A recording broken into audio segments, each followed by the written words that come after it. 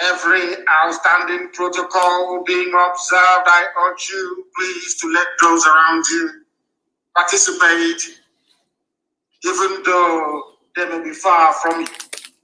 If you have an internet-enabled device, you should be able to listen to us. If you have a functioning transistor radio that has the FM dial on it in parts of Biafra land and some parts of Oduduwa and the rest of the zoo, you must also be able to listen to us. We are on satellite. We are on IPOB Community Radio app. We are on Radio Biafra. We are on TuneIn. We are on Simple Radio. We are on...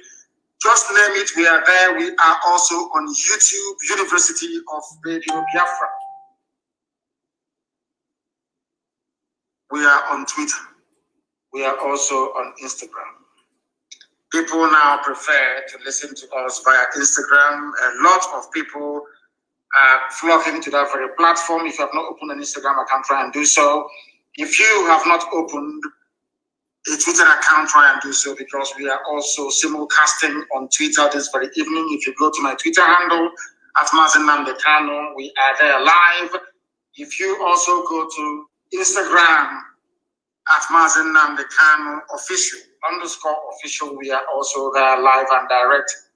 And heaven, as always, will bear us witness this evening as we preach this very gospel of redemption, a gospel of hope, and a gospel of renewal, a gospel of restoration, a gospel of enlightenment, that even for the very first time, because of what we are doing, Southern governors, for the first time in living memory, that I can recall in the zoo, they met in Abuja, and I will be going through their communique very, very shortly. For the first time, they are gathering and finding a voice to make their demands heard by their masters in the north.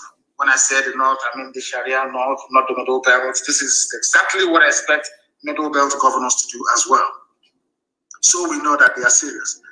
And I believe that as time goes on, perhaps even the South may be able to incorporate the Middle Belt into their meetings, but that will be for another day. This very evening, we are going to pray as we are accustomed to doing here. We are going to hand over our proceedings very, very briefly and concisely to the Most High Elohim in heaven. We must pray.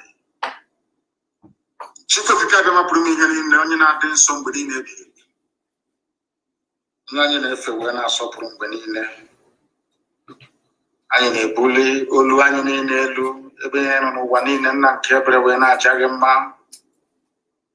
wee na-eto gị, wee na-agọzi gị. Onye dị nsọ mgbe niile ebighị ebi, onye ime eluigwe, onye ọ bụ naanị ya na-achị, onye ọ bụ naanị ya nọ n'oche eze elu ụwa wee bụrụ ebe tụkwasị ụkwụ ya. Anyị na-arịọ gị, anyị na-aja gị mma, anyị na-eto gị, na-asị gị ezi nna pụrụ ime ihe niile, biko na ụmụ gị ezi echiche na amamihe, nye ha akọ ma nyekwa ha uche, tinye ha n'ime mmụọ ha mmasị nke ụmụnne, n'ihi na mgbe niile na nwanne na aka enyi, ka anyị were ịhụnanya, ịdị n'otu, mmekọrịta nwanne na nwanne wee na-aga njem nzọpụta nwere onwe nke ego onwe gị dịrị anyị ka anyị wee gaa. Ma lekwa ndị iro nna nke ebere dị ngọzi, isi ga-ekpu ha niile n'otu n'otu. Aka nsị ha bụ ọkwana ha ọnụ site na amara gị. Ebe ọbụla anyị ume ezi nna dị ngọzi, n'ihi na ọ ga-amasị anyị kwụrụ mgbe bịa anyị wee too gị, ka o si aha nsọ gị n'ihe ọma nke ị na-ebe n'ime ndụ anyị. Anyị wee na-asị na onweghị chi dị ka gị, onweghị onye ọbụla kere eluigwe n'ụwa ma iwezụga gị nna nke igwe, ma o nweghị ihe ọzọ ị ga-eji wee hụ anyị n'anya wee karịsịchaa anyị anaghị efe arụsị. Ọ bụ naanị gị bụ Chineke nna nkụziri nke ndị aka na isi ala anyị. Ya metụ gị n'obi nna ndị nsọ na anyị bụ ụmụ gị. Ya metụ gị n'obi ala Biafra bụ ala nke gị. Ya metụ gị n'obi onye nwe anyị na Chineke nna, ka i wee lekọtakwa Israel ka isi lekọta ya na mgbe agbanyeghị atụmatụ ụjọ niile nke ndị nọ. Anyị wee na-arịọ gị ka ịhụnanya gị wee mụbaa n'ebe anyị nọ, Kiru we chane banino. Kiwe goes you Moreno so pretty Morebondi IPOB no one in Indy to call. There's no Kijaka way he were. God happened with a manso. Sitting here about Mangigomo Gemini men one in the gas. There's and the data Muchi.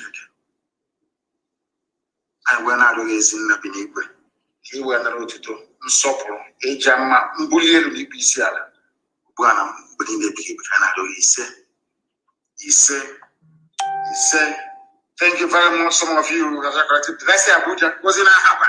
They met in Ahaba, not even Asaba. Ahaba, as we have a happy name as well. Across Udimuni, that some of you call, or should I say, the white man named River Niger. We are here to preach this very gospel. This very news broke very, very late. It wasn't my intention to cover it, but we are going to dwell on it very, very briefly before we proceed to the rest of the items we have for you this evening. For the very first time in living memory, the Southern governors met in Ahaba. The real name is Ahaba, A-H-A-B-A, not Asaba. They met in Ahaba under the auspices of governors of Southern Nigeria. This is the first time I don't know if they remember before. If they have met, please try and enlighten me. I'm not sure they have met before. And why did they meet? Because of the raging agitation in Biafra land and also in Duduwa land. That was why they met. For people, there are some people that say, oh, what? I'm sure that nobody is even talking about what have they achieved, what have they done.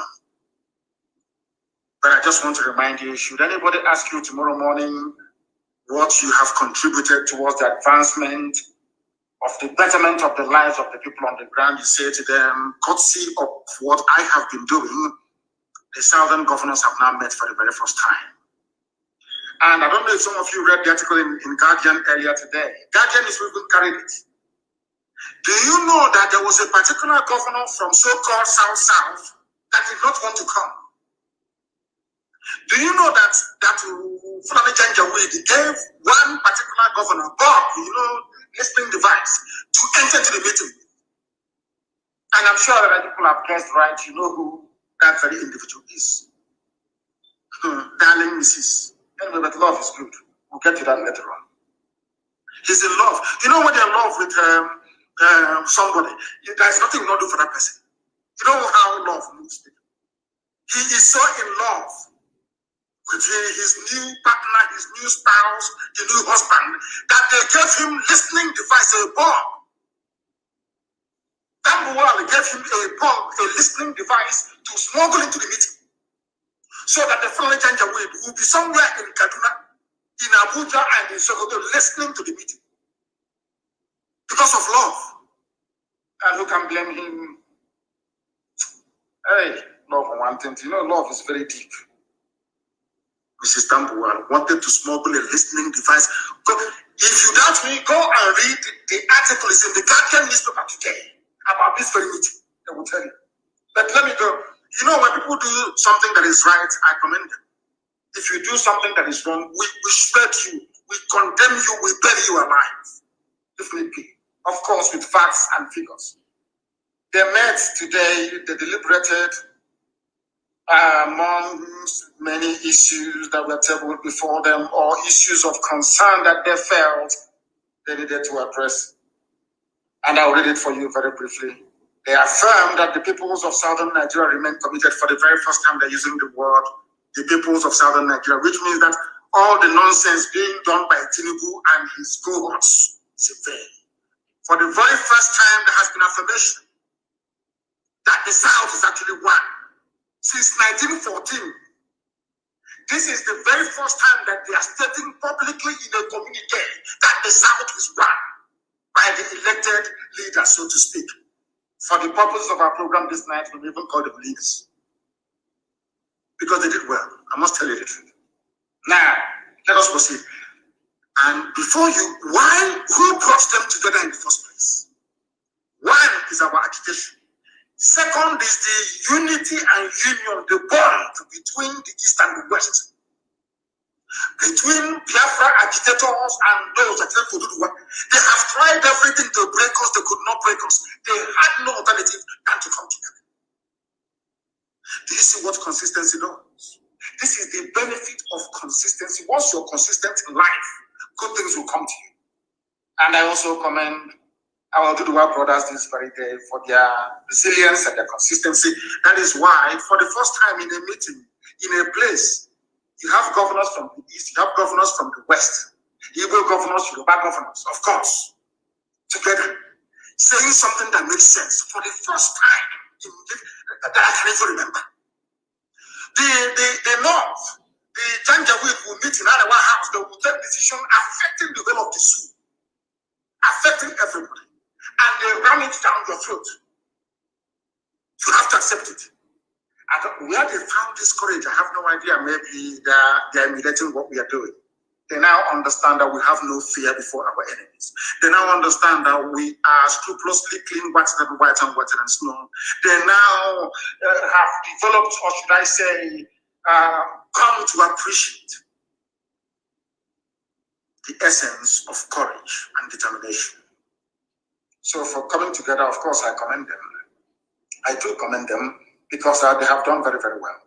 During this very meeting, they affirmed that peoples of southern Nigeria remain committed to the unity of Nigeria. Of course, that's expected if you consider that they get their monthly allocation. Everyone wants to go to Asarok. So they will say they want unity of Nigeria. But they want unity of Nigeria on the basis of justice, fairness, equity, and oneness, and peaceful coexistence between and among these peoples with a focus on the attainment of shared goals for economic development and prosperity. English has no meaning. The latter part of what they have written here has no meaning because they've been saying this rubbish for very many years. Now, the second point on the communique states, observe that the incursion of armed herders, criminals and bandits into the southern part of the country has presented a severe security challenge such that citizens are not able to live their normal lives, including pursuing various productive activities, leading to a threat to food supply and general security. Basically, they are warning Fulani, Janjaweed, terrorist headsmen. Short from Yetiala. They have now come out to say that they are concerned about the activities of Yetiala. Consequently, the meeting resolved that open grazing of cattle be banned across southern Nigeria. In other words, if you see any cattle in any farm from tonight, anywhere in southern part of the zoo called Nigeria, you kill it. You are enforcing the law made, or should I say directive executive order made by those that you claim you voted for to look after your affairs. They noted that development and population growth has put pressure on available land and increased the prospects of conflict between migrating herders and local populations in the south. Given this scenario, it has become imperative to enforce the ban on open grazing in the south, including cattle movement to the south by foot. Nobody should bring cattle into the south. In other words, Ruga is dead. Cattle highway is dead. Cattle back and cattle routes, they are all dead. From what they deliberated and came to conclusion to this very day now, they concluded that anywhere you see Nietiala with their cattle on foot inside your farm or anywhere, of course, in the east, you call Eastern Security Network, and we treat them the way we have been treating them. Why are they saying this? Because we took the bulls by the horn. We don't mess about all this nonsense what they're doing. That rubbish. I'm not taking the rubbish. If we find you in the bush, you are bushmeat. You are gone. Both you and your cattle, you're finished. So now that gave them some liver to come out to say that we are now banning cattle movement. Number 4. We recommend that the federal government should support willing states to develop alternative and modern livestock management systems. And I wonder, why are you taking permission from the federal government? Was it not Osun State or whichever state in the West, Yoruba land, imported 250 pregnant cows from the USA? That one Once you see, they told the cow, you are now in Nigeria, the cow broke away from the crate and let him run back to the USA. A governor was able to do it without permission. But these ones, of course, they have to bow to their Fulani masters. They are taking permission from the Fulani, their Fulani Janjaweed, as if to say that cattle herding, or should I say animal husbandry or dairy products is the exclusive preserve of Yetiala. That is why you're going to the government to go and look for excuse to start your own cattle ranch in your states. Because you have agreed that nobody should enter into the cattle farming or rearing business unless you are a Fulani, unless you are a Yetiala. Around nonsense. Pure bunkum. That is where I fold some of the things that they have said today. This one doesn't sit well with me. It doesn't sit. Why do you have to ask the state, the Abuja, to allow you to have cattle farms, or should I say, rear cattle, where you come from? You don't need permission from anybody. It is food for feeding of the people, so you don't need permission from anyone. Now, listen. They said they have agreed to progress. We have agreed that the progress of the nation requires that urgent and bold steps be taken to restructure the Nigerian Federation, leading to the evolution of state police, review of revenue allocation formula in favor of sub-national governments, and creation of other institutions which legitimately advance our commitment to and practice of true federalism. Once again, they're begging for restructuring. That's what they're asking for, but along state lines, because they are governors. Because they know that if they ask for restructuring along the lines of region, vis-a-vis the Constitution of 1960 and 1963, somehow most of them will be out of a job. Do you see how parochial? Do you see how selfish these people are? What concerns them is their office for them to protect it. That is why they are arguing for restructuring along state lines where you will not answer your name. Where somebody can say, oh, I'm from River State, that has no meaning. I'm from Delta State, that has no meaning. I'm from a state that is named after a river, no longer the people. Because they know that if we ethnicize the identity of people in the zoo, our eyes or the eyes of everybody will open at the same time. They don't want to ethnicize it. What they want to do is to go with these same artificial boundaries, the same thing that the white man did. That is what they want to replace. They want the entrenchment of the state system in the zoo in order for them to remain relevant and valid in office. And we are against that completely and totally. Now, these southern governors are recommending that in view of widespread agitations among our various peoples, here we come, we have now come into the play. Oduduwa and Biafra agitators, we are now in the game. They are now talking about us. Let us say what they had to say. We recommend that in view of the widespread agitations, of course, by IPOB and Oduduwa agitators, among other various peoples, for greater inclusiveness in existing governance arrangements, the federal government should convoke a national dialogue as a matter of urgency. So we are now moving very close to that referendum we talked about, isn't it? Because after or once you pick up a gun, it will always end on a round table. Not the table with four corners, no. The rectangular ones, no. Always a round table. And they now understand it very clearly. They are now calling for national dialogue. If they have the clout, if they have the presence of mind or conviction to push these things through, for their counterparts and their husbands in the north to agree to it is another matter altogether. But at least they have said it. And they must also be commended for it. They also recommended that in deference to the sensitivities of our various peoples, there is need to review appointments into federal, like federal character, that Fulani should not dominate everything. This is a very diplomatic way of saying that Fulani should not take over every sensitive security position in the zoo. It must also go to other ethnic groups as well. Now, this is one that I love very, very much. We have resolved to foster cooperation among the southern states and the nation at large. For the very first time, they are saying that the Igbo and Yoruba will work together. Islam is there, Ijo is there, Ibibio is there, Efik is there for the first time since 1914. Some of you may be shocked. This is the only time since Lugard, that wretched Lugard, came into the zoo to turn us into wild beasts and animals. I'm telling you, this is the first time that southern protectorate you've been hearing about. This is the first time that their so-called leaders are meeting since 1914. Over 100 years ago. Over 100 years ago, this is the first time they're meeting. Imagine if they had been meeting all these years as their northern counterparts were doing. Do you know why they met in Ahaba? They met for the simple reason that the divide and rule tactics of the North is no longer working.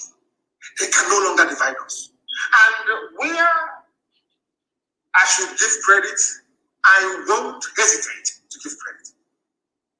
There's a group called Usukumuna, the ones that started this handshake across for us, because of course the boundary is not in Niger, it's in Ikodomigodo. They started all this movement to try to unite the South. Usukumuna, they are called. They have been fighting for very many years. And I also give them credit because this is as a result of what they have been fighting for over the years. What Biafra and Oduduwa agitators did was to give impetus to this very thinking. That is why we are where we are today. For the first time since 1914, over a century ago, over 100 years ago, the leaders of the South are meeting to discuss something, should I say, issues of common interest. They have resolved now to cooperate. Let it not be that when your husband calls you now from the north, you start panicking and saying, I'm not part of it. I'm from the southeast. I'm from south, I'm from southwest. Once you maintain that united front, you are impregnable. Even if one stupid governor may be responding to what the husband is requesting from the north, once you are united and you're very, very strong, the Janjaweed will bow to you. These are the things you must understand and have that in mind. Now, they have expressed concern. This is where they now come to Radio Biafra. But I want you to understand that this meeting today in Ahaba is all about those that want freedom. And what we have been preaching on Radio Biafra for very many years, now it is sinking in. They pretend they don't listen, but everybody listens to what we have to say on this noble platform. I mean, absolutely everybody. They listen to us. And we are winning this very war of ideology and war of philosophy. Why am I saying this? The governors expressed concern on the continued gridlock on Oshu-Diababa Expressway, which we have been talking about now for years, and the chokehold it has exerted on the nation's economy, being the sole outlet from Apapa Wharf. The meeting therefore recommended the activation and establishment of ports in other states of the Federation to create new jobs and promote socio-economic activities in the country. What I have been preaching for very many years, isn't it? When I was in the dungeon in DSS, somebody came to me and asked me, what would you like to see done? And I said to them that you must open the seaport in Warren, open the seaport in Iguacha that the white man named Port Harcourt, open the seaport in Calabar, and allow Onitsha river ports to function. In fact, you can even go as far as building another one in Lokoja as well. I wrote these things down and I gave it to the federal government of Nigeria. When the Eastern governors called us for a meeting, I went to Eastern governors and I gave them the same thing. I never asked them for any money. I didn't ask them for anything. I didn't ask them to make my life better, to buy me a helicopter, to buy me a private jet, or to open an account for me in the Cayman Islands, stuffed with dollars. No, I asked them. I said to them that our people need employment. I said to them, go, the railways that are building in Nigeria today was my recommendation when I was in detention. I said to them, I'll give you this sound economic advice for free. But of course, they misused it. I said to them, if you go to everything I've been preaching for the past, I don't know if it's 7 or 8 years, it is there. Now, for the first time, They have agreed. They have come together to agree that Warri Seaport should be opened. Calabar Seaport should be opened. Iguacha that they call Port Seaport should be opened as well. Now, do you understand it? But I want all the intellectuals to understand how far we have gone. We always win. I said to all of you, in the end, we win. Just remain consistent. Do not waver. Do not move to the right or to the left. Remain where you are on the path of truth, justice, and honesty. Eventually, your ideas will prevail. And today it has prevailed. They are now asking for the creation of jobs and the promotion of socio-economic activities in the southern part of the damnable zoological republic. The meeting expressed concern on the economic implications of another lockdown in the country. Now they know. They now know. This is what I want to talk about this evening. Before this is very news or communique was issued by the governors of the South, they are locking everybody down to stifle the economy, to move hardened terrorists into the South, to commence the final onslaught, the final phase of the Islamization agenda of the Sokoto Caliphate. It's nothing to do with COVID. Absolutely nothing to do with COVID. They want to bring these people down to our land to commence the final onslaught before 2022, when they had hopes to overrun every inch of territory in the South on their path to the full Islamization of the damnable contraption we know as Nigeria. They do not want another lockdown, and therefore suggested greater coordination and cooperation between federal and state governments in evolving strategies for dealing with the pandemic. In other words, no, Yusuf Abubakar Mohammed cannot sit in Nasser Rock anymore and issue directives saying, oh, we're in a lockdown. Then what stupid lockdown? The Fulanis are using it to stifle us. Whereas the borders are open in the north. They can bring in rice, they can export cement, they can cooperate with their Nigeria Republic brothers and sisters and cousins. But in the South, they say no movement, lockdown. They want to stifle us economically, because if you don't have money, there is no way you can lobby the world, there is no way you can buy weapons, there is no way you can exert any measure of influence. They want to be the ones handling the money alone. That is what they are planning to do. But I'm glad that the certain governors have come to their senses, or have realized that eventually, or at last, they must rise up to say something about this stupid, ridiculous lockdown that the Janjaweed Caliphate is proposing. Now, they express very grave concern on the security challenge currently plaguing the nation, and strongly urge that Yusuf come and address us, southern governors. That thing I've been preaching. How can you have a country where the president doesn't talk to you? Is that possible? Because they know we are waiting with we are waiting for them. Once that idiot comes out to speak, who will dissect, who will analyze, and they understand it, they do not want to put themselves to shame. That is the reason why he's no longer talking. Even the recorded ones he used to get once every 8 weeks, you know, now the southern governors are saying to Asarok, please talk to us, so we want to hear from you. Because they themselves are now convinced that Buhari is dead. They now know also that there is somebody in Asarok. Now they're asking him to come out to speak live to the people. And we know he can never do it. Because we are waiting. We have recruited new scientists. There is no trick they will bring. No artificial intelligence. There is no deep fake video they will bring out now that will not dissect from top to bottom. From top to bottom. Now they express their gratitude to their host, which is Ifeanyi Okowa. He has done very well, of course. He has done very, very well to host this very meeting. I'm not excusing his idiocy and stupidity, but of course, for hosting, for once they're finding their voice. Do you know why they're talking? Because they know that the Fulani can no longer divide them. No longer can they be divided. No more.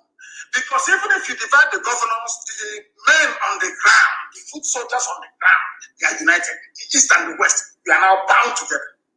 That is why, for the very first time in over 100 years, the South is reasserting its identity.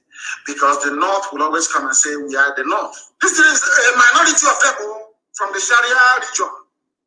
They have emasculated the Middle Belt. They are say, we are the North. But when they come to us, they say, oh, this is East and this is West. They divided Nigeria into three to suit them. The North, the East, and the West. When they come as the North, they come as one block, one effective, dominant block. This one is playing in his own corner, west, and this one east. Now, east and west have come together. Let the war begin. That was what they did, and I must commend them, those that attended. I must commend all of them that went there. But I'm sure that, let me see if Mrs. was there. Mrs., where are you? I'm looking at the names of those that signed. Oh, Mrs. came. She came as well. Because when he's with Tambuwal, he's a she. Then when he comes out, he does not cocaine and be talking rubbish. He's a he. So the he, she, or she, he was there as well. Now we must put. That was what they deliberated upon today. And we must understand it. So one of the things they discussed was the lockdown. The lockdown declared yesterday by the federal government of the Zoological Republic. That people, Mrs. was there. Of course, Mrs. After that, maybe tonight, she's briefing husband, the Tampuwa. You know what love has to. Love is sweet. Have you seen their picture? How they are serenading. In fact, I said to my wife today that we need to try this type of pose and pictures. So nice. We are going to do it very, very, very, very shortly. We are going to pose like that as well. To listen with her and Tampuwa. Hey, it's as if they just fell in love only last week. Such beautiful, beautiful picture. I liked it so much. I liked it so much that I had to comment on it. So beautiful. You can see, you know, when people are in love, there is nothing sweeter than love. And now, you know, that first 2 or 3 months, or maybe they're doing their own anniversary now. You can see how happy they are. And I wish them well, honestly. I wish she and him well. They should live happily ever after. The lockdown declared yesterday by the damnable Zoological Republic is a ploy for terrorists to come into our land. Therefore, we are not going to obey this lockdown. I'm asking all Biafrans, everybody in Biafran territories, to not obey this lockdown. Let him come out and announce it himself. Shehu and the entire Flemic cabal cannot be sitting down and writing garbage all the time for us to be adhering to. BVN, mean, and all this rubbish. Let that dummy inside that rock come out and address the people to say to people, this is the reason why we are doing this. On a live televised address to the people. Not all that recorded mumbo to that rubbish that they throw out from time to time. Something as monumental as restricting people's movement is being announced by the press secretary to the government. So it's an insult to all of you if you don't know them. It's an insult to all of you that still believe in your soul. Zoological Republic. Come out and address people. And I'm asking all Biafrans, do not obey this latest phase of lockdown. The reason being that they want to use the dead of the night to move their fighters into our forests because we have defeated their foot soldiers. Yet we have defeated them. They now want to use the cover of the night. You will see them only following people with their police and army and escort for that matter, moving men and materials down to the south. We must resist this stupid lockdown. It's not going to hold in Biafra. And I must also say, because they also announced today that now that they're rolling out a new security, whatever rubbish for their southeast and their south-south. So it is Biafra. I am warning every coordinator, do not sleep in your house starting from tonight. All coordinators and deputy coordinators, look for somewhere to go to. We are in the trenches right now. We are about to experience freedom fighting, what it's like. It is not comfortable, it's not rosy at all. Do not sleep at home. Do not sleep at home. Change your phone numbers, even change the phone itself. Or else they will. Now, DSS is finding it difficult to track people. because we are making their life a misery as well, and they understand. We are waiting for them. Their own turn is coming, and when it comes, I am sure that all of you will approve of it. They said that Buhari, whoever they're calling Buhari, we don't know. Of course, we need him to be Yusuf Abubakar Mohammed. They have announced fresh security measures to tackle insecurity in the southeast, and I'm asking them this very simple question. Have you ever heard them before? Despite the progress being made by Boko Haram, ISIS in West Africa, Al-Qaeda in the Maghreb, Ansuri, or whatever they call it, Yala, terrorist group, and the rest of them. Have you ever heard them say we are rolling out new security measures for the northwest or the northeast or north central, where the Fulanis are pillaging and killing the represented? The answer is no. But now Buhari approves fresh security measures to tackle insecurity in southeast and south-south. In other words, I told you that they're going to come. You know, Fulani has this very stupid and senseless pride in them. I know that their pride won't allow them, they must come. And remember, I will keep running your visible blessed day. This Fulani army will die in Biafra land. They want to move them in. Maybe to start there, they are doing their, now it's abduction, this is not abduction. Very soon they will try their shoot aside to see if it will work. But I'm considering that all the entire southern governors have now come together to issue a communique stating it very, very clearly that the way they have been handling things in the past hasn't moved the situation forward. Now what they're trying to do is to try to bring in a new measure. And I want to warn Fulani Janja with the Nasarok. Any measure you bring to our land, we're equal to it. Anything you bring, we are going to face you. You understand that very clearly. Okay? So it doesn't matter what the AIG does, what the IG does, and all these idiots. The more you move men down to the east, the more the north will be taken. Of course, I know it's all a part of the game plan. What they want to do is to emasculate, to intimidate. So we can become wretched, lily-livered cowards. We will now allow you to enter into our land or send us away from our land. We come maybe to IDP camps in Amazonia. But it's not going to happen, and you understand that very well. And as I told you, you will take the bait, you will come. We will lure you into our land, and your army will die there. And the places you left in the north, in Sharia, Kor, Arewa North, taken over by terrorists and criminals that will never, ever listen to any of you. These are the things you must understand. So we are ready for you. Anytime you want, you can bring the game on.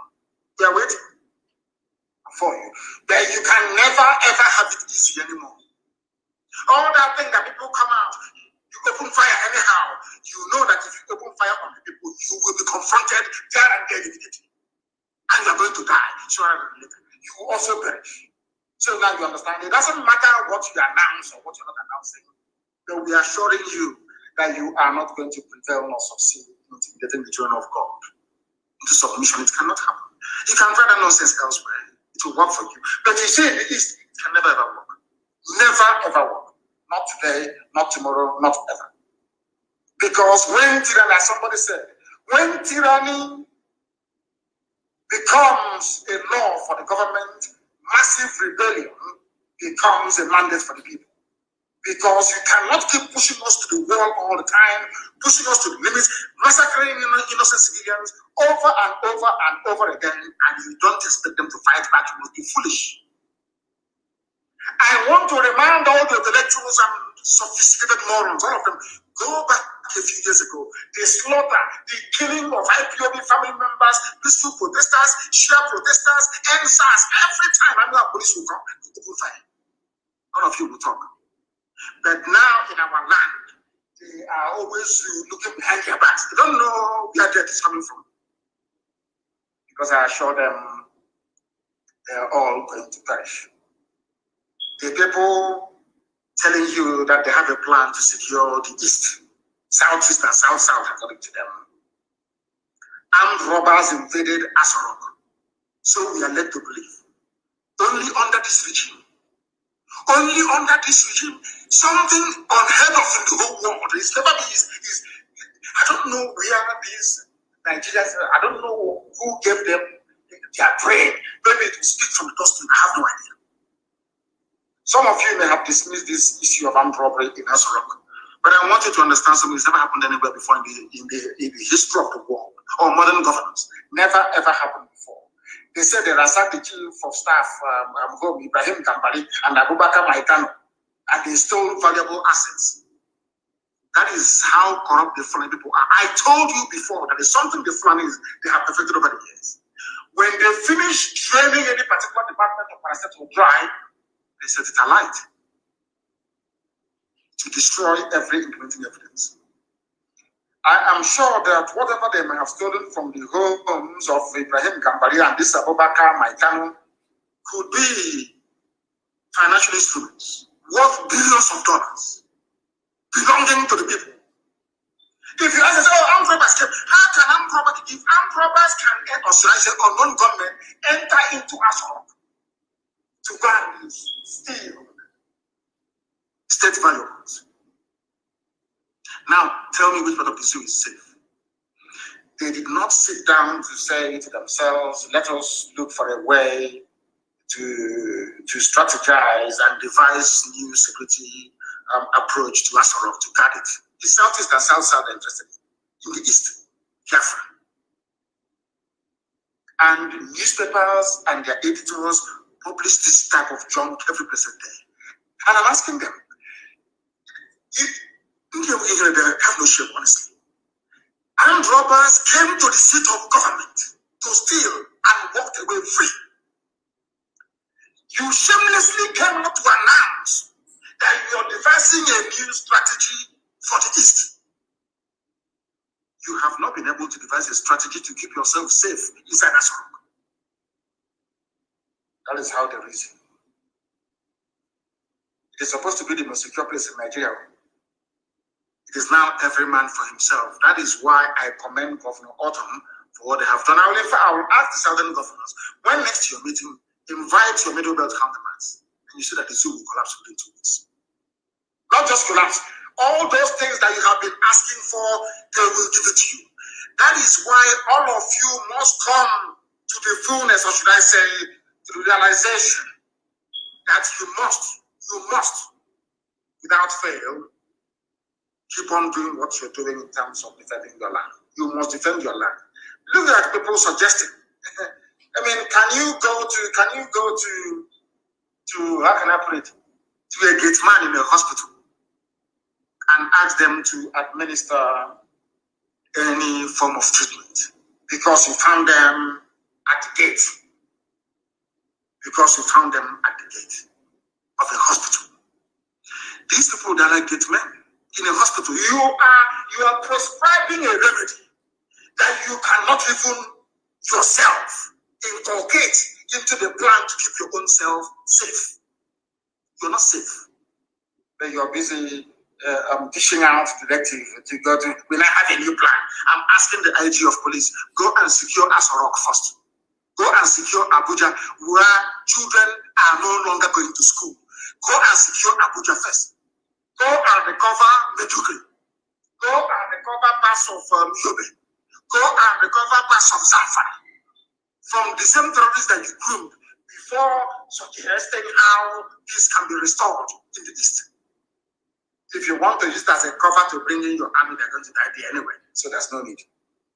I will not stress myself on this. Bring them now, you're going to see. And I want to warn our Duduwa brothers, and I made it very clear to the activists last night, that the Fulanis imported a lorry load of arms and ammunition, and the containers were being escorted by the military last night, and they offloaded this very consignment somewhere in Ushodi. But I'll come to that later on. I will give you the full details of exactly what transpired. And that was why Tinubu said that we had planned to bomb Lagos, something that is undoable in a billion years. In a billion years. They think we are very good students of contemporary history. We know the history of the war. I know personally how people from the West viewed the move by Biafran army to go and capture the seat of power or to neutralize them. It wasn't even an army of conquest to conquer Yoruba people, of course not. It was that heading straight those days to go and neutralize them. I know personally how my Yoruba friends have explained to me that trepidation and their fear over that very expedition led by Banjo then. We know. So we cannot try anything stupid. We can never, ever, ever, not on this earth, antagonize our Yoruba brethren. It's impossible. We can never do it. We meet all the time. We have meetings all the time. So how can we? Are you telling me that all those gallant men in OPC, all those gallant men all over Yoruba land, they cannot do anyone? If we agree that they should go and start, disturbing those who are disturbing them, they have more than enough men to do it. More than enough to do it. We don't have to go there. But they lied as usual, as they always do. As they always do. As they always do. But in the north, what is happening? Some of you must be aware of what DSS is doing in and around Abuja. And do you also know that DSS, they also get a cut of the ransom? Are you aware of that? Do you know that the DSS or SSS, they should be properly referred to, do you know that they get a share from bandits? So Fulani people are not even happy owning all the oil wells, controlling the Ministry of Finance, controlling us, controlling almost everybody, controlling the defense budget. How many of you here are aware that the daughter of Abba Kyari is the one responsible for all Nigeria's investment abroad? It's called sovereign wealth. Investment in stock markets all over the world is the daughter of Abba Kyari. They control everything. Federal inland revenue, every source of finance minister is always foreign. Even when you plant your joro, or you plant maize, or you plant cabbage or carrot, the same Fulani terrorists will come and destroy it, use it to feed their cattle, and kidnap you in the process. Even that little money you have made by selling maize or yam or cabbage or watermelon, you now use it to pay the same Fulani to release your child, release your father, or release your mother safely. Do you see what is happening? And you'll be astonished. I don't know why the mainstream media in the zoo doesn't want to give this very particular piece of news the coverage that it deserves. How we receive weapons from DSS agents and share the gains by Fulani bandits, Fulani terrorists. DSS that is busy abducting people. Oh, they want us to go into kidnapping and armed robbery as well. That's what they want. So we can start sharing the money. Okay, that's what they're looking for. They are, as absolutely, they are now in Aba and everywhere, claiming they are implementing security strategy.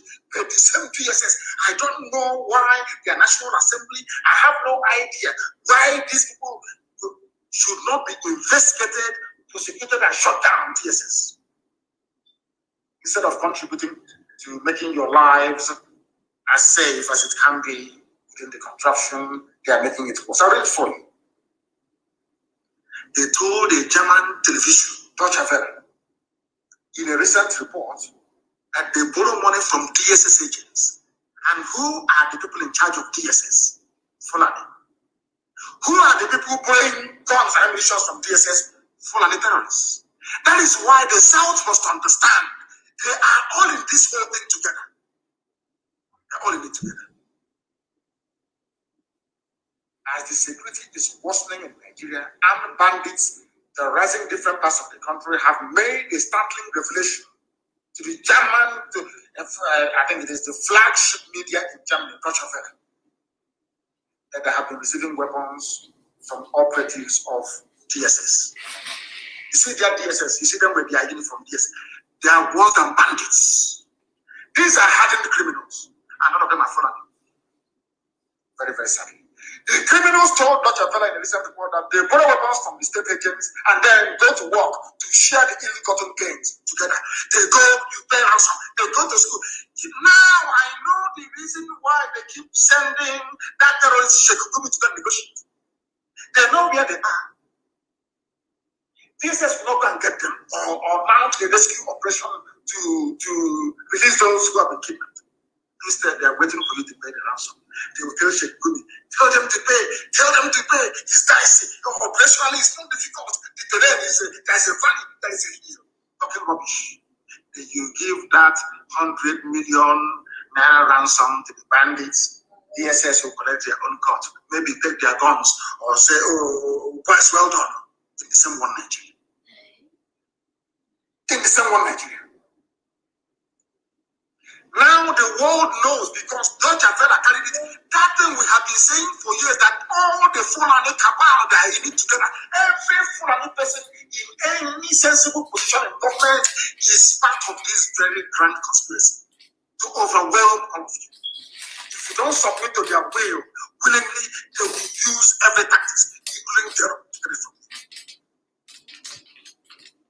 Now the whole world knows, including the government of the USA, the EU, the UK, Japan, Russia, China, everyone now is fully aware of the fact that Nigerian security forces are the ones fueling insecurity for financial benefits. It's here in the news. Go and Google it, it's very clear. Insecurity, how we receive weapons from DSS agents and share the gains. These are Fulani people, perhaps from Timbuktu, telling God and all of you are there shouting one Nigeria, making the Janjaweed to feel that you need them, whereas they are the ones that need us to survive. I have asked you this thing before. Go and read the amalgamation document. Look at made it very, very clear. The reason why we are amalgamating the North and the South is because the North is poor. They have nothing. Till today, they still have nothing. These are the things that are like. The time we are alive and direct for those who are peddling, I'll come to that thief who Bola made it later on. To those writing junk that Interpol is looking for Nnamdi Kanu. He fled from London. The time now is 7:55 live. Interpol, they know where I am. Everybody knows. If you want to know, you will know. This will last you. Cheap gutter propaganda. That was how you managed to put the late dead Buhari in office by writing junk and lying. You don't know where IPOB. We are very, very formidable. You don't understand that? We are highly, highly formidable. You must understand it. You must understand it. I don't blame the Fulani Janjaweed. I blame those from the south. Let us believe that after this meeting today, that the southern leaders, so to speak, or the governors in their various capacities will now have the need to be meeting more regularly to articulate a common position and stand when it comes to the issue of governance within the Damnable Sovereign Republic. Because all of you planning to come and conduct security, whatever rubbish in the East, all of you against the agitation to break up Nigeria. I want to also remind all of you that there was a time when the Fulani Janjaweed Caliphate inspired the northern peasants to rebel and revolt against the Nigerian state. They threatened secession. During that very period, the British government did not send their armies to go and kill all of them. Instead, it was Dr. Zikiwe. I don't want to say his first name, because I share the same first name with him, and it irritates me. It was Dr. Zikiwe that appealed to the Fulani Janjaweed not to secede from Nigeria in 1953. So when you hear a Malam, when you hear Al-Majri writing nonsense on Facebook, I want you to remind him or her, it was you people, the Fulani-controlled northern part of Nigeria, that planned to secede from Nigeria. This is not 1966 coup or anything. Before then, in 1953, the first people to ask to exit Nigeria is the Fulani Caliphate of the North. But today, when you hear them talking, you will think somehow that because then they have not discovered oil. Not at least only in commercial quantity. Now there is oil, there is a commonwealth, there is money. Dollar must flow from oil and gas in the East. Everybody now wants to die for one Nigeria. But it was 6 force. I don't know if it's a very lengthy article. Maybe that's why some of you don't even read it. I think it was published by Guardian newspaper. 6 voids that voided plan secession by the North in 1953. It was Dr. Zikiwe that appealed to the North to stay in Nigeria. They never went to war. Britain never deployed troops to say, oh, you want to break our empire, we're going to kill you. Now ask yourself, why is it that the foreigners are not deploying soldiers to go and kill people who are agitating in the South? Why? When they themselves agitated to leave, nobody killed them. In 1953, when northern Nigeria, we are beginning to consider secession from the Nigerian colony, that will soon be a nation, Dr. Azikiwe gave a speech before the caucus of his political party, the National Council of Nigeria and the Cameroons, in Yaba, Lagos, Nigeria, on May 12th, 1953. Tomorrow will be the anniversary of this. That speech, while not disallowing secession, suggested that there will be grave consequences if the northern region became independent from the nation that was soon to emerge. Zeke did not threaten anybody. The British people who were in control of the zoo that they themselves created did not send any army to go and quell the secession. That is the reason why they banned history in your schools. That is why some of you do not know history. The first people to attempt secession from Nigeria were the Fulani Janjaweed in 1953. Who stopped them from seceding? An Igbo man. Very, very sad indeed. You know, somehow it's either that God wants to destroy us or we want to bring calamity upon ourselves all the time. Can you imagine what the lives of ordinary people would have been like had Zeke not intervened to persuade the northern Fulani Caliphate to remain within one Nigeria? And it's something you need to understand very, very clearly. Nnamdi said the North will suffer because the North had nothing. Absolutely nothing. They are so called cannot pyramid. We are not. It's not a pyramid at all. They built plank scaffolding and piled 2 bags of granite on top of each other to give you the impression that they have granite when they had nothing. Absolutely nothing.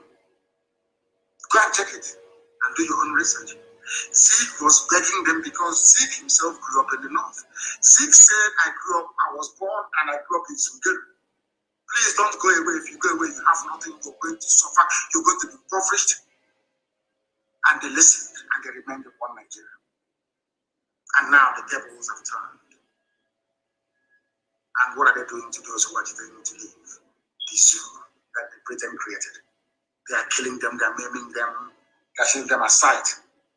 Whereas it is these same northerners that first floated the idea of secession. I hope it is becoming very, very clear for everybody. What they have given to us are headsmen, terrorists, rapists, murderers, kidnappers across the entire length and breadth of the zoo called Nigeria. They do not care, and we caused it. It was the fault of an Igbo man. Now I understand why sometimes I will speak or write very angrily about Dr. Zikiwe. I understand the reason why. It wasn't his fault after all. Today we are agitating to be free. Today we are fighting to be free in the East and in the West. And what have they done? The APC-led government of Lagos State, in conjunction with the Lagos State Commissioner of Police, having concluded plans to attack some parts of Yoruba land and blame it on IPOB, just to create a discord between the Yoruba nation and the Biafran nation, and to destroy the cordial relationship that these two agitating nations have maintained very lately. They want to destroy it. So Tinubu knows that it's not going anywhere. So he has now unleashed his machinery.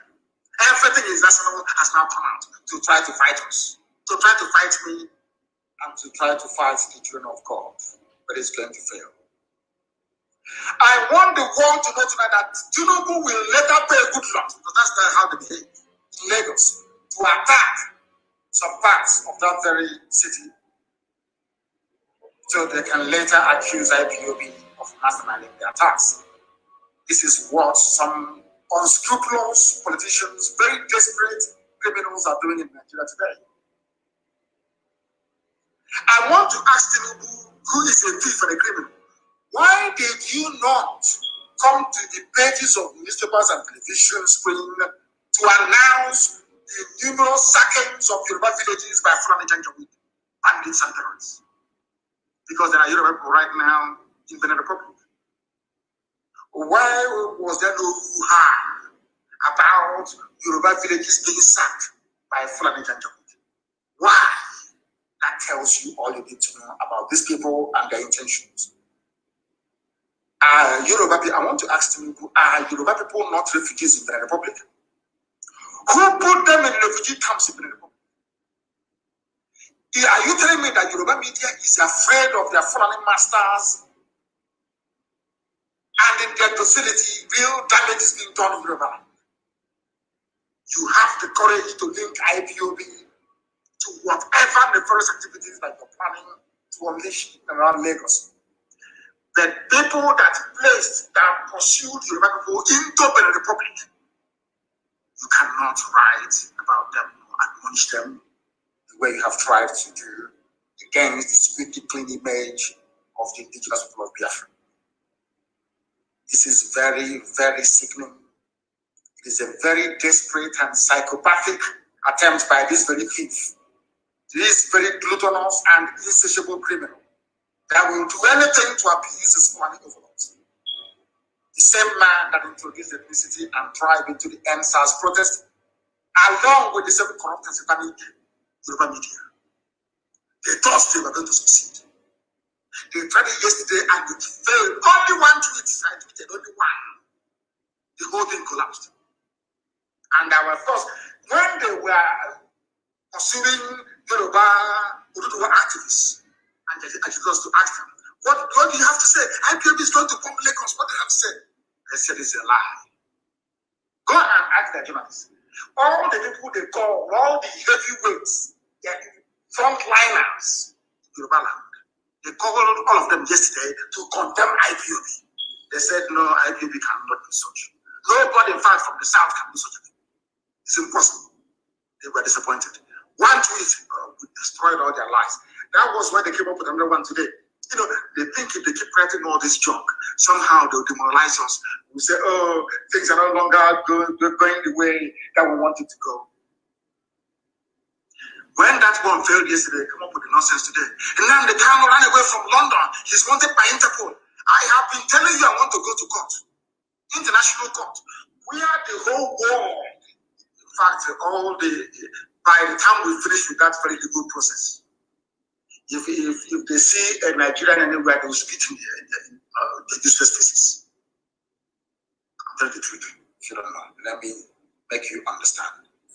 The same man who brought ethnicity into NSAS, they think, I told you, I warned all of you before. You know, that is why when people call themselves, I'm a prophet, and others say, I say you're a fool. I told you, they will try ethnicity. They will try the use of force. It won't work. They will try ethnicity. It's not going to work. They are going to try religion. Those three things are in play in the zoo at all times. Those are the dynamics that determine where the wind blows in terms of political patronage and reward in the zoo called Nigeria. It was Igboho that said it was going to flush out Fulani killers from the bushes of Yoruba land. And barely 12 hours afterwards, IPOB is now planning an attack on Lagos. I am aware of the hatred directed towards Biafrans, I'm sure of that. But the mistakes of the past I will not repeat. The mistakes of Usobo, that's why I'm against anybody toppling this Fulani Janjaweed government by force. I am an opponent of coup. I hate coups, I can't stand them. Allow the people to revolt. The people should revolt. If there is any conscience in this zoo called Nigeria, June 12th, come June 12th, everybody must rise up. I want every ethnic group in Nigeria to deal with their own issues. That is why we cannot interfere in the issues raging in Yoruba land. And I wholeheartedly trust our Yoruba brothers, our brethren who are fighting for their freedom. I am begging all of you, please descend on these your criminals as we are descending on ours, and do it very, very quickly, because they are making your lives a misery. That second-class Muslim, PC, police commissioner in Lagos State, he's a Yoruba Muslim, but he cannot lead the Juma prayers in the north. Go and ask him, if in any mosque, even the mosque we have in Yoruba, if a Fulani boy of 10 years walks into the mosque, he will lead the prayers. I want to ask this Lagos police commissioner, his name is Hakim somebody. You were an ADC at the camp to Tinubu. Now you're a police commissioner. You think that all those Ivory lifestyle in Lagos can wash you? You don't know you're meeting IPOB. Nobody warned you, nobody told you. You think we're a pushover? You think that one stupid, ridiculous, misleading headline in the evening can shake us and we start panicking? You are in for a shock and a surprise, I'm telling you. You are a Muslim, you are a Yoruba Muslim. In Abuja, you cannot lead prayers in a mosque. In Abuja, when a 10-year-old Fulani boy is around. Even if there's no Fulani boy, a Hausa boy will lead that very prayer. You are a second-class citizen too. You cannot lead a simple Juma prayer.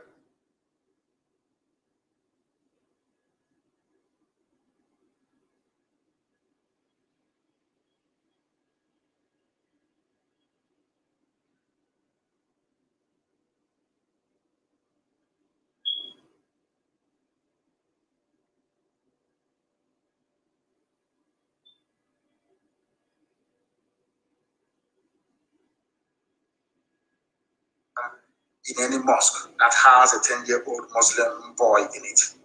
But you are busy disgracing yourselves on the streets of Lagos by mouthing your usual garbage and rubbish all the time. But this time around, they failed spectacularly to divide us. They wanted to drive away with Oduduwa and Biafra. But the era of divide and rule is gone, because Yoruba Jews have understood that their politicians are evil. That their practice is to keep in bondage. Talk about one Nigeria, amassing wealth and fortune for yourselves, while the rest of the population are busy dying in vain. For whoever is against our freedom is against God Almighty in heaven. And I believe that nobody can change the freedom of anywhere. So Biafra is coming. It doesn't matter what you do, it is coming. As I said before, you know, to pick up a gun to defend your right to exist as a human being, to pick up a gun to defend your right to exist as a human being is like losing your virginity. You don't get it back anymore. So we are going to keep defending our land until they give us referendum. That is not that way. That is not that way. If they kill us, we kill them. I say it live on air so that the whole world can hear me. So you mean I will stay in my house, you will come, you will kill me, you will go. No, that's rubbish. Every army formation in the East now understand. Once you kill somebody, some of you are going to die. It's as simple as that. That thing you want to give it. Have you been hearing them shooting and killing people? Or Fulani headsmen all over the place? There was a news I saw earlier today, Fulani headsmen somewhere in Anambra, and I said, show me the pictures and the videos. These are people trying to discredit the work, the excellent work that ESN is doing. Show me the video of the Fulani movement. By this time, I will ask you, go back there and see if you find them. Men are doing a lot of work, and we must support them. Anybody coming to our land thinking you are going to kill people, then you are grossly mistaken. And this is very foolish. Let me tell you that they are all in it together. I don't want to say anything about Yoruba Muslims because I know that they are more urbane, more sophisticated, more enlightened, and more progressive in their outlook and their thinking. But there's something that I want our people to pay very close attention to this very moment, please. Very, very important. Do you remember that very fire that broke out in Oshodi? I think that was last week on Thursday night, destroying goods worth millions of naira. Lasema went there. Lagos State Emergency Management Agency, full of people who went to school. They attributed the fire incident to explosives and accelerants used by unknown individuals. Fulani in Lagos, housed by Tinubu, went and bombed Oshodi Market. This was last week. They never ever blamed IPOB last week. Go and Google it. Lagos Market fire caused by explosives. Understand this very clearly. Because the Fulanis have penetrated Yoruba land. They are everywhere. They are now willing and ready to unleash mayhem. They went to Oshodi Market, where Yoruba people are doing business, where Igbo people are doing business. They planted explosives. And the experts whose job it is to identify the cause of any fire, they went there, they investigated, they said the fire was caused by explosives and accelerants. The thing that will make the fire to spread very, very quickly. At least 90 shops and offices were destroyed, razed to the ground. The outbreak occurred at Cairo Market in Oshodi, Lagos, on Thursday night of last week, destroying goods worth millions of naira. Now listen, the Lagos State Emergency Management Agency, LASEMA, attributed the fire incident to some form of explosives and accelerants used by other individuals. When Premium Times, a Fulani newspaper, mind you, visited the scene on Friday morning, scores of traders gathered at the entrance of the market, counting their losses and lamenting the disaster. This is the work of Mietiala Fulani terrorists inside Lagos. It happened last week. Nobody blamed the Fulani. Nobody remembered IPOB then. It is because now we are hitting Tinubu very, very hard because of the expose I did on the criminal. That is why all of a sudden they are now planning to bomb. Whereas bombs have been going off in Lagos before now. Even last Thursday, the bomb went off. Now let me tell you what they did. They said that Tinubu does not mean well for Yoruba people. I want to prove to my Yoruba brothers that Tinubu and that idiot called police commissioner do not mean well for you. Now listen. The experts went to Oshodi Market and discovered that Fulanis had used the bomb to destroy businesses and livelihoods. Yet, the Lagos Commissioner of Police came out to claim that the Oshodi bombing was not as a result of explosives being used. This is happening only last week. Understand this very clearly. The experts went there and said, last time I went there to say explosives were used. This same police commissioner now accusing IPOB of wanting to bomb Lagos said, oh, no. The explosives weren't used. Lagos State Police Commissioner of Police, Mr. Hakim Udumosu, I'm reading this for you. All this I'm telling you there in the news. You can Google it. Lagos State Commissioner of Police, Mr. Hakim Udumosu, has dismissed rumors of fire incident at Cairo Market in Oshodi as being caused by explosives. Udumosu, who conducted an on-the-spot assessment, he just went there and said he did not go with any form of equipment or detection apparatus to determine if the explosion was caused by a bomb or not. He just visited with his men and said it's not a bomb because they are part and parcel of it. Tinubu and this is boy, Udumosu, they are part of the gang bringing terror into Yoruba land and looking for who to pin it on. Experts, remember I read before, experts went there and said the explosions were caused by explosives and accelerants. Police commissioner without any training in detection of explosive devices went there and on the spot, he just came out of his Hilux van or truck and said, no, I'm here to debunk the news. It's not explosives. The explosives weren't used. Do you understand? The police commissioner, only barely 4 days afterwards, miraculously, IPOB is planning to bomb Lagos. But who bombed Oshodi Market last week? Idiot cannot tell us. Or what caused the fire? He cannot tell us.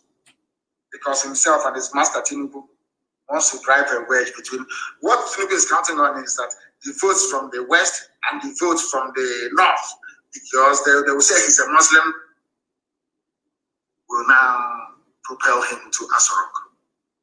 Because they have decided that no Christian is ever going to preside over the affairs of the Sioux. In fact, it's in the Hadith. Some of you don't read Quran, but I read it very, very well. And the commentary, which is Hadith, the lives and words of the Prophet. It's called Hadith. Go and read it very clearly. It's there. No non-Muslim should preside over a Muslim state. So what they want to do is, after 8 years of Janjaweedism, they give it to a Yoruba Muslim for 8 years. After that, it goes back to the north for another 8 years. To another Muslim. Then it comes to the middle belt for another 8 years. Do you see the game they're trying to play? Do you understand it very clearly? This man is part and parcel of those bringing terror into Yoruba land. Odumosu, who conducted an on-the-spot assessment of the damages at the market on Friday, May the 7th. The explosion happened on Thursday. They went, inspected it. The Lasema people, this fool went on Friday, May the 7th, and said that they have not discovered any bomb. How can it discover? The bomb exploded now. He's an learned officer of the law. He went there after the explosive device must have gone off to say, I did not find any, because it had exploded already. You cannot find it. He said, I could not find any bomb. How can you find any bomb when the bomb has already been detonated? I can't understand this. And how they listen. And luckily, you see how God works. Luckily for us, nobody pinned this very dastardly act on IPOB. Imagine if you had said IPOB did it last week. Can you imagine? Can you just imagine? These are the things that people must understand and come to terms with. These are the people that you are calling your security agents. It's like the DSS. It's like DSS. Very, very sad indeed. Very, very sad indeed.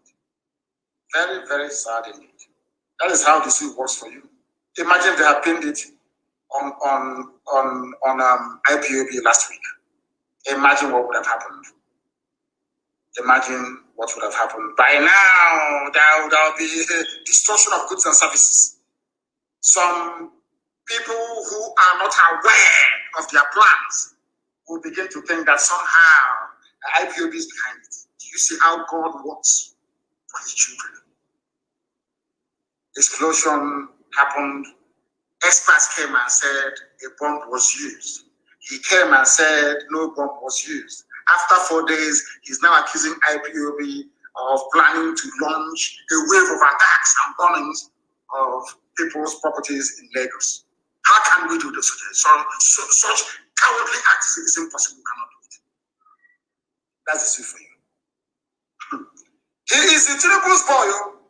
Tinubu thinks that he can damage our reputation, stop what we are trying to accomplish by setting our people free and walk cozily, or should I say, majestically into Asorok as a president of the Sioux. I am very, very happy that, their stupid and idiotic utterances are now cementing the bond between the Yoruba people and the people of Biafra. We now know who our common enemies are.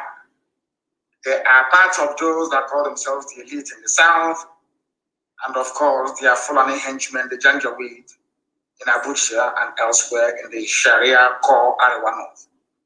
Their divide and rule tactics will not work again. This is 2021 and not 1967.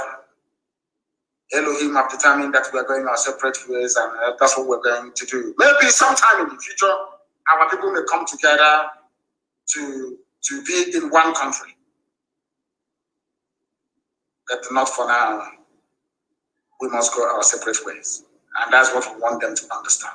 We want them to understand this. And I'm sure that it is now beginning to sink in. It is now beginning to sink in. This very man, very, very sad indeed. Very, very sad indeed. What Tinubu is doing is highly regrettable and extremely sad. Highly regrettable and sad. I'm happy today that my Yoruba brethren know who the common enemy is. People in Yoruba land are wiser today. The idea of using ethnic sentiment to bring hatred is gone. I cannot recall any Igbo person or group in history having killed a Yoruba person for whatever reason, but the Fulani Janjaweed, with their brainwashed Hausa peasants, are the ones killing people. But these days, the Hausa people are clean, to be honest with you. I exonerate them. Nobody wants to address the issues on the ground. Who bombed us to the market last week? They want to apportion blame. They are planning to attack Yoruba assets in Lagos and say it is IPOB members that did it, just to bring their divide and rule tactics into our agitation for freedom, thereby dividing us. But they cannot divide us. I am telling Bola Ahmed Tinubu, you are a thief and a criminal. I will do a program for you. Not yet. Not all those documentary put it lion or put it long. Your life on air. I will destroy you completely. I'm waiting for you. I will destroy you completely. All those media houses you're paying, what idiot called the wheel. I don't know who is the wheel, all those nonsense. I'm going to catch all of you. I will destroy all of you one after the other. I will decimate you. By the time I finish with you, Tinubu, you can no longer come outside. Ask the Sarkin Fulani of Imo State. Go post on him now. Can he come outside? He cannot come outside anymore. He can never be forgiven in this life. Never ever be forgiven. I will deal with you while I made the Tinubu and this idiotic police commissioner. Hakim, whatever your name is. In your next life, you'll be afraid of IPOB. You don't know who we are. You want to go back to your old, dark, evil, wicked ways. We are not going to have it. Lagos is not Biafra land. Lagos belongs to Duduwa land. IPOB cannot attack Lagos. We are not a terrorist group for information. Lying against IPOB is in vain. That was how you lied during NSAS, because you want your money to be flowing. I felt very, very sad and sorry for those that bought into your ethnic jingoism and all that rubbish. You want to try, because it worked during NSAS. You think it's going to work again? People are now wiser. People are now wiser. And I remember that Alhaji Mrs. Medinat Latimeji wrote very movingly about some of your sophisticated morons in the West. It's not my job, it's for you people to deal with them at the appropriate time. But anybody who rears his ugly head or her ugly head to try to disparage what we're doing, you get it from me. Tinubu, you're finished. You can never smell us wrong. You are gone. I will do program for you every two days. Any day you come out to announce that you're going to be there, I will decimate you. Lying.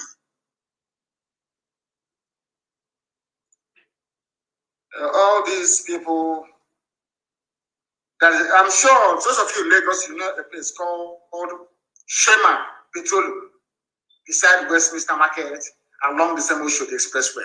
I now want to tell you who caused the bombing, who firebombed Oshodi Market last week Thursday. Because I have the intel.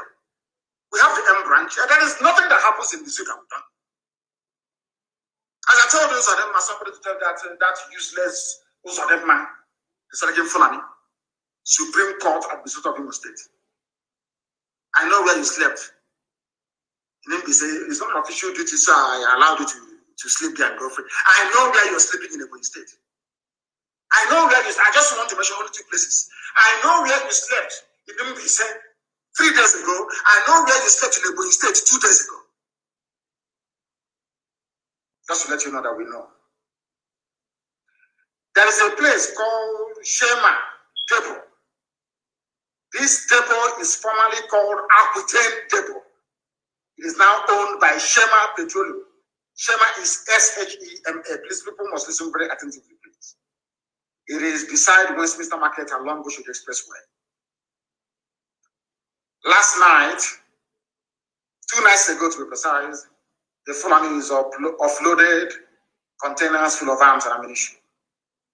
These containers were escorted by the military and offloaded 2 nights ago, and those containers were still there after this very morning.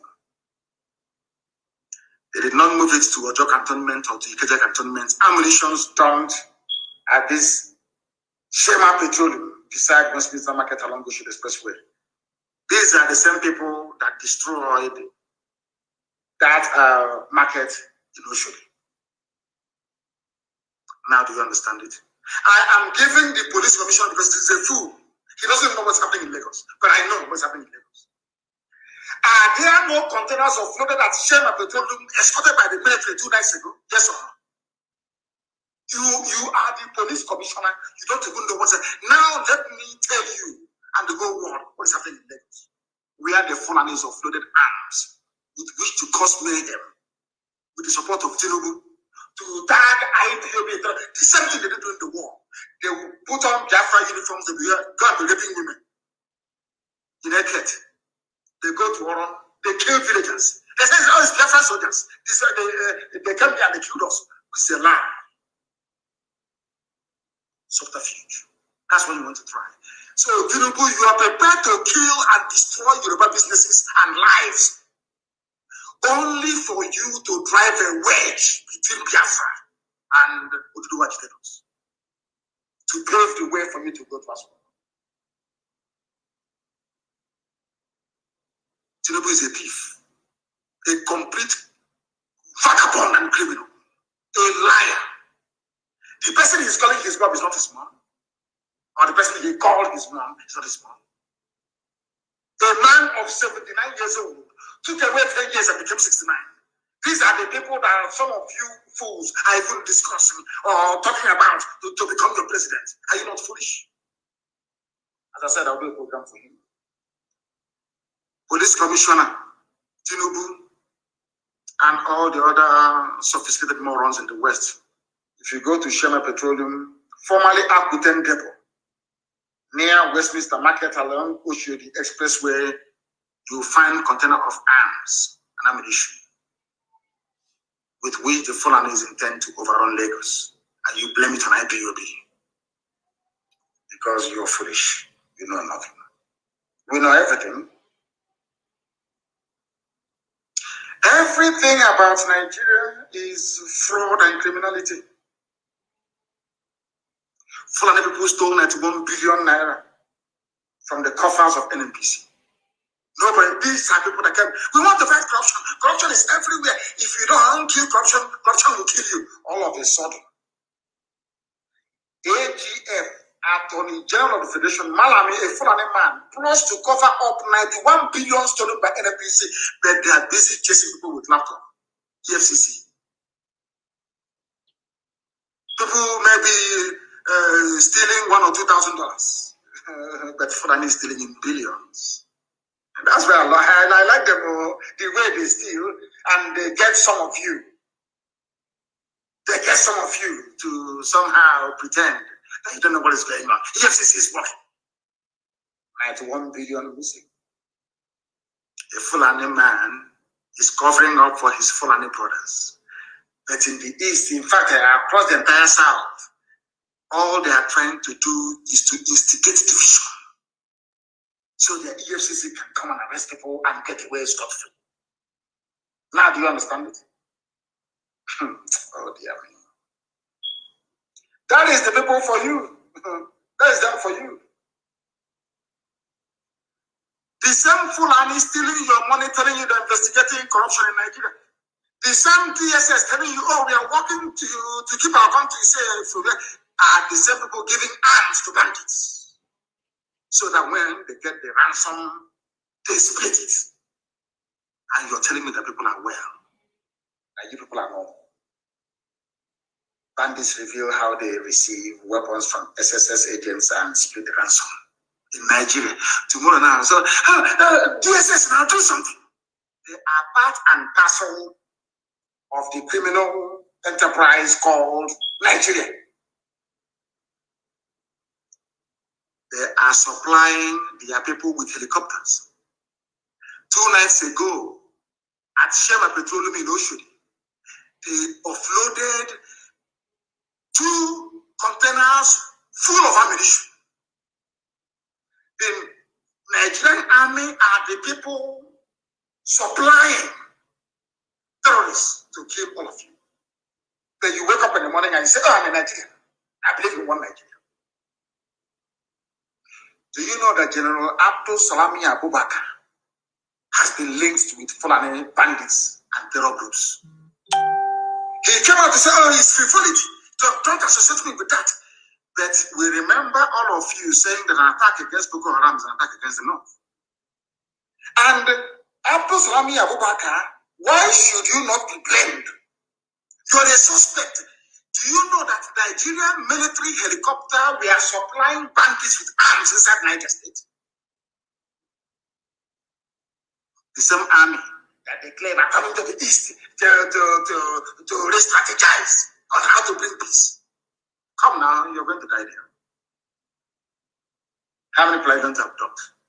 How many will you abduct? I'm asking you. You're wasting your time. You're fighting a losing battle. Go and look at the history of nationalist movements all over the world. You don't defeat them. Eventually, they will be free. Eventually, we are going to be free. Why do you think that Abdul Salami Abubakar was fingered in the help or the supplies to Fulani bandits and terrorists in Niger State? Because he is the cause of your problem today, which is 1999 Constitution. You know, I don't believe in all these movements to destroy the 1999 Constitution because the Fulani will never ever listen. They will never ever listen.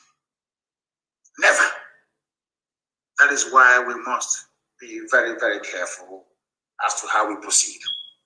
Abu Salami Abubakar, you gave the zoo 1999 Constitution that was a military decree number 24 of 1999. Nobody, I think, Nnamdi sat down and explained this whole constitutional garbage to the whole of you, to some of you that paid attention to it.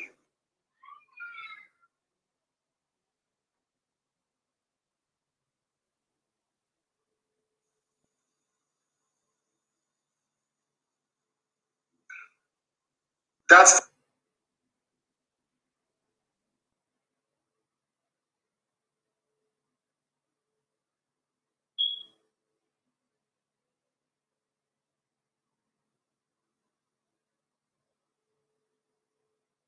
the constitution was not subjected to referendum. It was written by Fulani people, does not provide for state constitution to create their own federation. Because if you are in a federation, the states must have their own laws. They must have a constitution. Go to USA, you will see it there. Go to the state of Pennsylvania, they have their own constitution. Governor Pennsylvania, after all, you wanted to copy what a white man did in America. And of course, in keeping with our way of life in Africa, everything is upside down. Now, let me tell you why Abdul Salami Abubakar is a suspect. They said, Abdul Salami Abubakar said in this constitution that all of you Nigerians handed over your land and resources to the federal government. And if you're handing over your land and resources to the federal government, that means you're handing it over to the Fulani Janjaweed Caliphate. Do you understand? Some governors answer chief security officer only by mouth. No governor in the South can give order to the PC and they will carry it out unless the PC wants to. If you give them an order which they disagree with, they'll tell you, oh, Abuja didn't ask us to do so. So ask all your governors. That is why the army can come in. and kill as many people as possible. Abdul Salam al-Bakr in his constitution says that you can marry a girl less than 18 years of age. My God in heaven. Zoological Republic. They were the ones that put Sharia in the constitution. There is no mention of Christianity. It's only Sharia that you have in the constitution. And some of you are telling me sections 275 to 279 regarding non-state religion. Go and read it very carefully. It's all about Sharia. Sharia was mentioned in the constitution of a secular state. All of you wake up in the morning, 1999 constitution, 1999 constitution, our constitution. I feel sorry for you. It was Abdul Salami Abubakar that encouraged the army to supply arms to bandits. The same people that in 1953 wanted Nigeria to break, today they're saying they don't want Nigeria to break anymore. If you want Nigeria to break, you have to go to war to break Nigeria. This is what Fulani are telling us now. That when Fulani wanted to secede, around about this time in 1953, May of 1953, Fulani, the North, wanted to secede from Nigeria. Nobody told them you have to go to war to accomplish it. Instead, Azikiwe pleaded with them, begged them, and they agreed. These are the things that some of you ought to bear in mind when you discuss the issues of the Zoological Republic, because things are happening. I tell you that things are happening. Things are happening. And the zoo is gone. It's finished. If they can be so desperate, the zoo is gone. Senate fixes zonal public hearings for May 27, 28 on constitutional review. It's breaking constitutional review. Because you are hi. All these things are not happening because of what you did. Because of your consistency, you reassured our Yoruba brethren that a lot can be achieved by being honest and consistent in pursuit of what is right before God and before man. All those things that were impossible before are now becoming possible when we are saying to them it is too late. Because the Arewa knows that they don't support secession because there is nothing wrong with Nigerian structure. If there is nothing wrong with Nigerian structure, Arewa Constitutive Forum, why are you now having a constitutional review? Why? You know, we always win. I told you we always win. We are getting very close. We are getting very, very close. We are winning this very battle. I can assure you, we are winning it. Now they want to consider in the same day, in the morning, the same people that the South were waiting upon, the same people that we were waiting upon from the South, told us that you cannot secede without war. In the evening, they are now amending, or they have now agreed to amend the Constitution. People that told us that we should, if you want to get Biafra, go to war. But when in 1953 you wanted, you're doing your Araba, I don't want to go. Why did anybody not ask you to go to war? What is wrong with you people? Do you see how we always win our arguments? We always win it because we have facts and have figures, and we have truth on our side. We have truth on our side, and that is why you can never ever defeat us. That was why when Governor Autumn said, "Fire for fire. If you kill us, we'll kill you," in Benue State. And now that's constitutional review. We want to review this, we want to review that. The only language the Fulani understand is fire for fire. If you turn the other, if they slap you on one side and you turn the other cheek, they'll cut off your head. The sooner you will understand this, the better. That's 2 days ago, I came down very hard on pastors and preachers. But I said some. And I want to make an exception tonight for Pastor Adefarasi of House on the Rock for his consistency lately. because he's advised people now, I bring you greetings. If you don't have plan B, I know you have faith. I have faith too, but I have plan B. With technology, I can speak to you from anywhere in the world. Get yourself a plan B, whether it's an Okada to take you to Cameroon or flying boat to Semiboda, a hole in the ground, a bunker as we call it. Just get yourself a plan B, because these people are crazy. They are not us, the whole bunch of them. And watch the signs, because it can happen. Just like this, he snapped his fingers. The collapse of this zoo. And he went on to criticize the 1999 Constitution. That should tell you all you need to know about the damnable zoological republic. And the reason why all of us right now must rise up in unison across the South to say enough is enough. That is the only language the Fulani understand. Fulani doesn't believe it. If you're from the South and the Fulani people are in your village raping, killing, kidnapping, and you're talking about one Nigeria, they see you as a fool. So you think if you appeal to them, we believe in unity of Nigeria, they will leave you alone? No. The only time they will respond is when you go for broke to destroy the Ozu. They start panicking. That is why today they have announced a constitutional review because of this same family of IPOB. Because we are not going to give up. They understand it very well. We are not giving up. We are not giving up. Not now, not tomorrow, not ever. And I want to state tonight that IPOB do not carry any arms. I want to make it very clear. ESN do carry arms, but can never ever attack any civilian population. It's impossible. Not in our land. Our job is to protect lives and properties.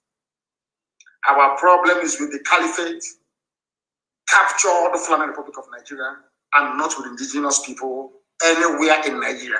I am an advocate of freedom for everybody. Therefore, I will not be in support of anybody harming anybody in the process. It will not happen. We are only defending our land. And I want to assure non-terrorist Fulani people, including Fulani Northerners, in Southeast, and in fact in the whole of Biafra, which is South and South, that I personally guarantee your safety.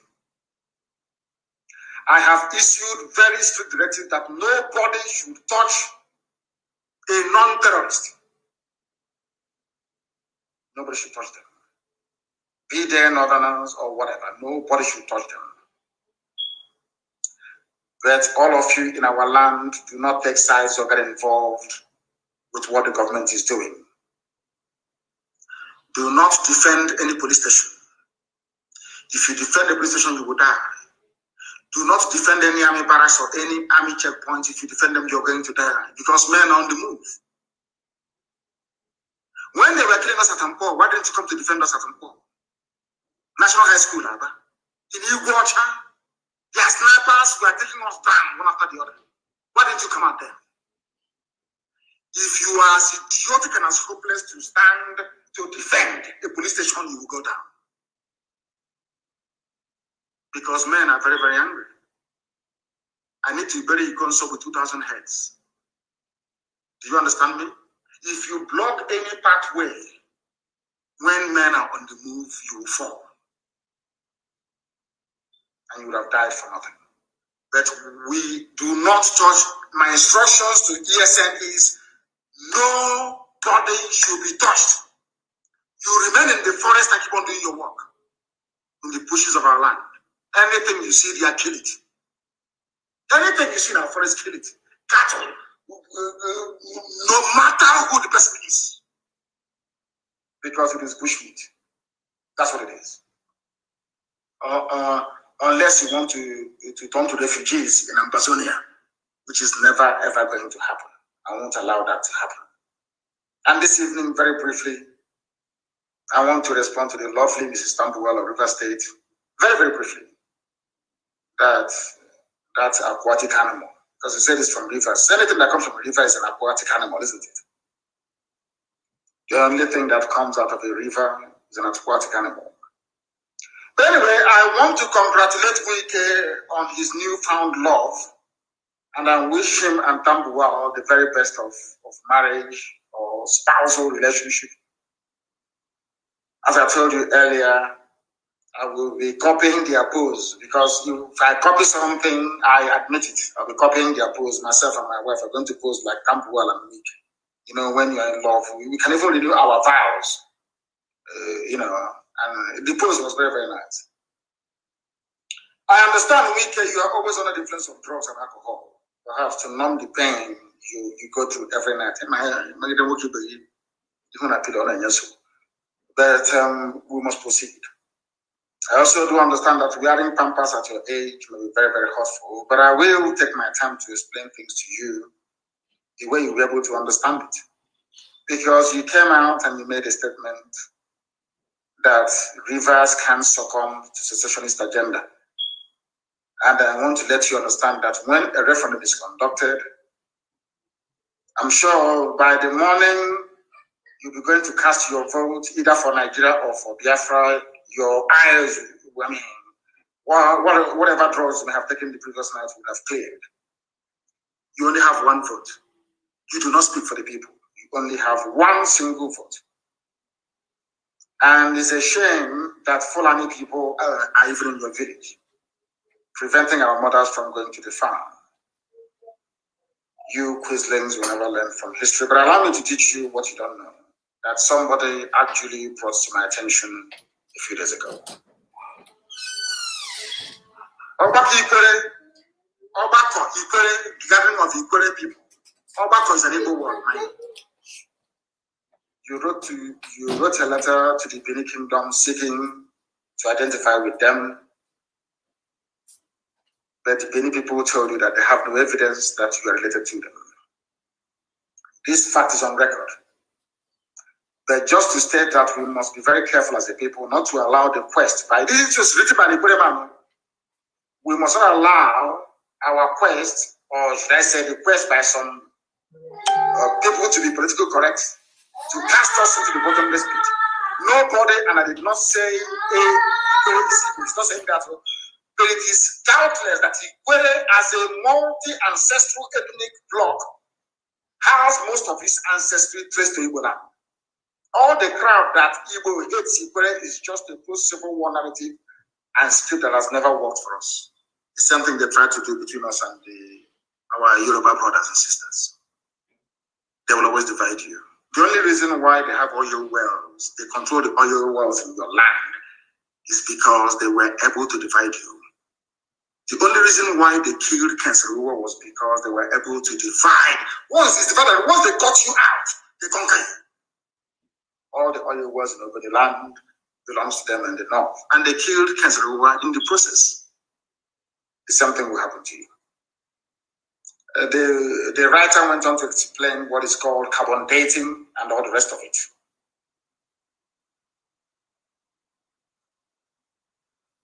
And I want you to understand this. There is something called carbon dating. Carbon dating, I'm sure you know what it is. It is there for us to apply further beyond rabble rousing, according to Livingstone, who wrote this very brilliant piece. Let us look at it this way. What is Benin about Ikwere? Benin people denied any link to Ikwere. It's on record. Ironically, Elele people are in court in Benin claiming that they own Benin and not the other way. They claim strongly that they were in the land of Benin as owners before the arrival of Benin people, which is correct, of course, the war between Oba and the two people that led to migration. Even present day Iyala came from Igbo land. Are you also aware that a lot of prominent Ikwere people that have traced their ancestry to Ngwa, to Aro in Igbo land? Are you aware that Ohaji in Imo State is an Ikwere clan? Ohaji in Imo State is Ikwere clan. Part of Ohaji is in River State. Part is in Imo State. The same family. They cut them into two. I want to educate the idiot. Are you aware that Ohadi in Imo State is an Ikwere clan, which Professor Otinti affirmed in his book, History of Ikwere, Volume 1? Do you know about Ikwere in Imo State? In Imo State, Ikwere, when you struggle to assert an erroneous Bini ancestry or kill the Igbo roots, you raise the flawed argument of abandoned property, yet for the records. Because you were trained with stolen property. That is why you do not have the cost to stand up and identify who you are. Because if you say you are Igbo, the land will kill you. Because you stole your brother's property, as is written in the book, in the very holy book of Exodus. Thou is a commandment from God. You should not covet your neighbor's property. You don't know. I mean, I'm not Igbo. Because it's in the scriptures. Thou shalt not covet your brother's property, nor take his wife. You cannot do it. It's a commandment from God, a commandment from Elohim. That's what you're running from, because you stole properties during and after the war. The shame is too much for you to bear. So the only thing for you to do is to remove yourself. Now let me continue. Mrs. Tambuwa, if your cocaine can allow you to listen to what I'm saying tonight. Suggesting MPI, first and last equal to be conferred with knighthood of the Order of the British Empire, OBE, by Queen Elizabeth II of England in 1960, identified himself as an Igbo man. He was a knight of the realm. Maybe you don't know him, Suggesting because you don't. The only history you learn is from Hennessy, cocaine, and the face of Tambuwa. Or maybe sleeping on your back. Let me not go too far. He is from the ancient kingdom of Ethiopia. Sa Mpi works tirelessly for Igbo advancement. Are you listening? I'm sure you heard of Dr. Obi Wale, the first Igbo PhD holder. He was a senator and university lecturer. He was also the only Igbo in the 1978 Constituent Assembly, where he was selected as one of the 50 wise men that drafted the 1999 Constitution. The great Dr. Wale identified fully with his Igbo heritage and was killed because of it. Maybe that is your fear. Didn't stop there. I'm sure you know about Okobule Nwanadi, which is Nwanadi in Imo State. Nwanadi, as we say, where we come from. The first Igbo registrar of any university. First and only Igbo poet and paramount title holder of Eze or Yameru, where you have present-day comprehensive college in Burukri, was his ancestral home before the British vacated them. In fact, our problems there with the British, they came to Burukri and took all of us away. That's an evacuation by force. One or they remained a respected member of Nzuko Igbo and of Nnamdi to the end of his life. Are you listening? Cocaine snorter, are you listening? This is Tambuwa. You remember Emmanuel Aguma, who was the former mayor of Iguacha, Port Harcourt, as principal of St. John College in Diobu. He was the first Igbo to head any college. One of the 6 pre-independence Igbo University graduates, former administrator of Port Harcourt province in the defunct People's Republic of Biafra. He was an Igbo man and he served in Biafra. Are you listening? Emmanuel Aguma. Igbo man served in Biafra government.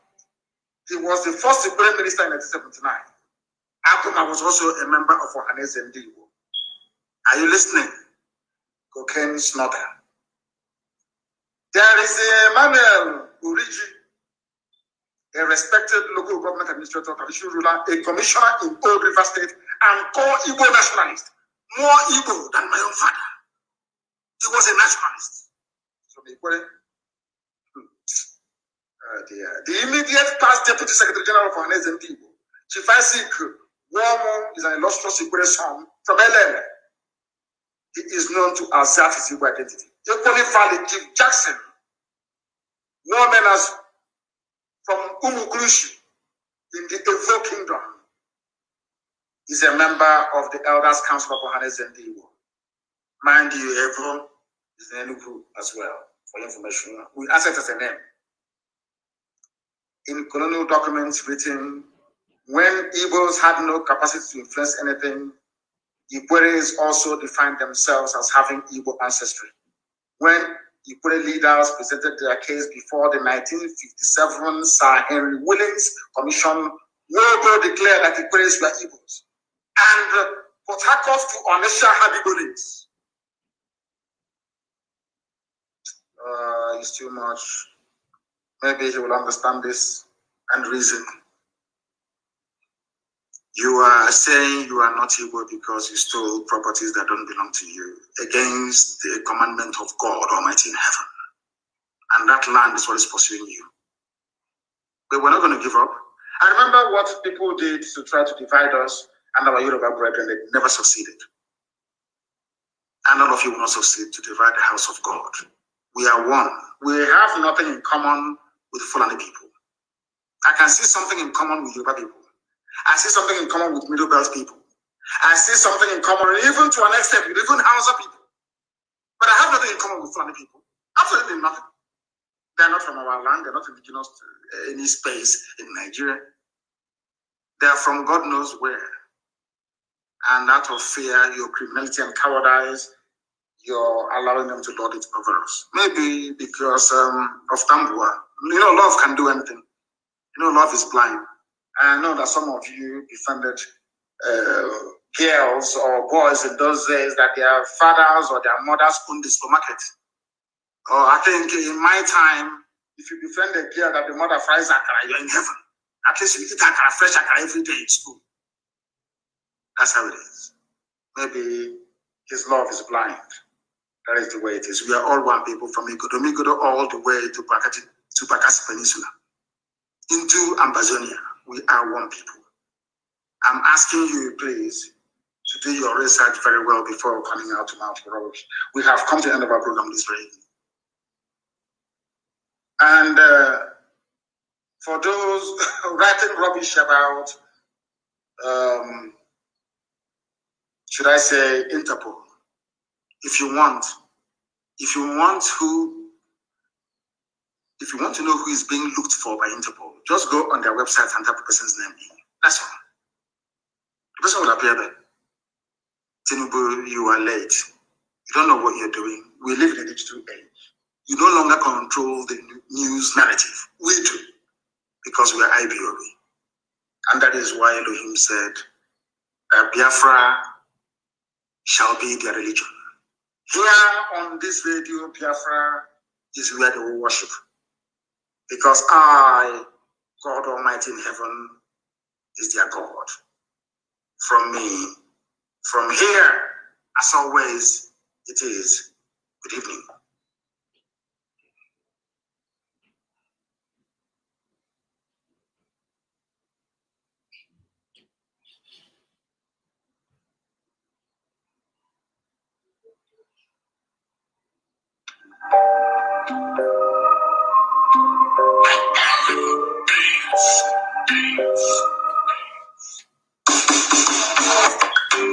He be feeling like a lion. He's bringing up the lion. I say, Shalom, salute.